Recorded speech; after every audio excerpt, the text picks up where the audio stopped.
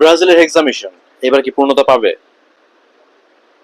সেটা বলা কঠিন, কারণ হচ্ছে আপনারা জানেন যে দীর্ঘ একটা টুর্নামেন্ট, 48 দেশের টুর্নামেন্ট সবচেয়ে বড় কথা, সেই জায়গায় কিন্তু সুযোগ রয়েছে যে কোনো দলের, ছোট দলগুলো কিন্তু যে কোনো সময় নক আউট করবে, ভালো করে দিতে পারে।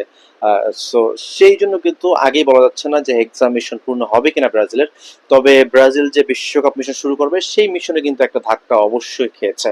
আপনারা জানেন যে নেইমারকে অনেক আলোচনা সমালোচনার পরে দলে নিয়েছে, কিন্তু তারপরে কিন্তু নেইমার খেলতে পারছে না।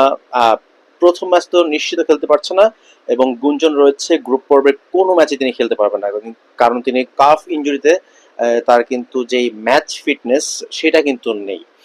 আপনারা জানেন যে প্রায় 25 দিনের মতো তিনি আসলে মাঠের বাইরে, তার শেষ যেই ইজিপ্টের সাথে প্রস্তুতি ম্যাচ হয়েছে সেই ম্যাচটাও কিন্তু তিনি খেলতে পারেননি। তো সেটা কিন্তু একটা বড় ধাক্কা ব্রাজিলের জন্য, কিন্তু তার জায়গাটা কে নেবে? তার জায়গাটা যদি আমরা ফরওয়ার্ডে দেখি, আমরা গেল ম্যাচে দেখেছি যে মিশরের সাথে আহ, ইগোর থিয়াগোকে ট্রাই করেছে কার্লো আনচেলত্তি। আই থিংক এই ম্যাচেও তিনি সুযোগটা পাবেন, আর ম্যাথিউস কুনহা হয়তোবা সেকেন্ড হাফে বা এরপরে বদলি হিসাবে কিন্তু সুযোগ পেতে পারেন।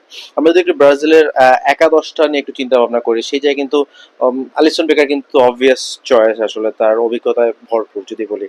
আহ, এবং সেই ক্ষেত্রে আলিসন বেকারই আসলে গোলবারের নিচে থাকবেন, সেটা নিঃসন্দেহে বলা যায়। এবং আমরা ডিফেন্স লাইনে যদি দেখি, আমরা যে ওয়েসলি একটা খুবই দারুণ চয়েস ছিল কার্লো আনচেলত্তির জন্য, কিন্তু আপনারা জানেন যে তিনি কিন্তু মরক্কো ইজিপ্ট ম্যাচে কিন্তু আসলে ইনজুরিতে পড়েছেন, এবং তার কিন্তু আসলে বিশ্বকাপ খেলা হচ্ছে না। সে জায়গায় কিন্তু আরো একটা বড় ধাক্কা ব্রাজিলের জন্য। এবং আমরা যদি মাঝ মাঠে দেখি, সে জায়গায় কিন্তু ডিফেন্সিভ মিড আপনি জানেন যে পুরো মৌসুম একটা দারুণ মৌসুম খেলেছে কাসেমিরো। কাসেমিরো তো অবশ্যই থাকছেন, এবং তার সাথে যদি একটু খেয়াল করি, সেটা কিন্তু লুকাস পাকেতা এবং একই সাথে গুইমারেস।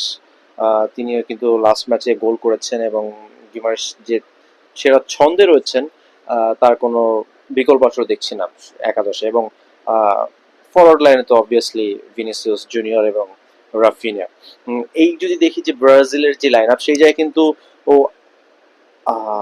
মরক্কো গেলবারের সেমিফাইনাল, সেটা কিন্তু মনে রাখতে হবে। মরক্কো মরক্কো অবভিয়াসলি এইবারও কিন্তু আমার কাছে মনে হয়, অনেকেই বলছে যে France, Spain, Brazil, Argentina, Germany, but আমার কাছে এইবারও কেন যেন মনে হয় যে টপ ফোরে মরক্কো যাওয়ার সুযোগ রয়েছে।